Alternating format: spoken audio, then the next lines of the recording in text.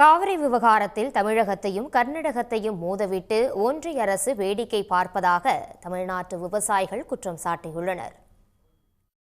ராசிமணலில் அணை கட்ட காமராஜர் ஆட்சி காலத்தில் திட்டமிடப்பட்டது. அரசியல் கட்சி தலைவர்களை சந்தித்து ஆதரவு திரட்ட தமிழக விவசாயிகள் முடிவெடுத்தனர்.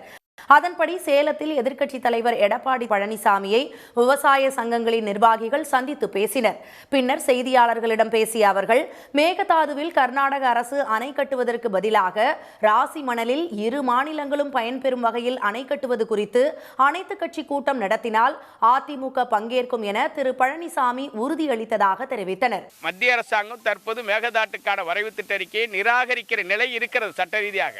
ஆனால் அவர்கள் நிராகரிக்கவும் மாட்டார்கள், அனுமதியும் கொடுக்க மாட்டார்கள். காலத்தை கடத்தி கர்நாடகம் தமிழ்நாட்டையும் மோத விட்டு வேடிக்கை பார்ப்பார்கள். இந்த ஆண்டு உபரி நீர் வந்தது அணை நிரம்பிட்டு, ஆனால் அணை நிரம்பின பிறகு கடலுக்கு போகுது. ஆனால் மீதி தண்ணியை சேமித்து வச்சு பாயசனத்துக்கு பயன்படுத்துவதற்கு வாய்ப்பு இல்லை. பல மாவட்டங்கள் வறண்டு கிடக்கு, குடிநீருக்க வழி இல்லை. ராசி மணலில் அணை கட்டும் திட்டத்திற்கு ஆதரவு திரட்ட தமிழகத்தில் பதிவு செய்யப்பட்ட அனைத்து அரசியல் கட்சி தலைவர்களையும் சந்திக்க உள்ளதாக விவசாயிகள் தெரிவித்தனர். உடனுக்குடன் செய்திகளை தெரிந்து கொள்ள சன் நியூஸ் பெல் ஐகானை கிளிக் பண்ணுங்க.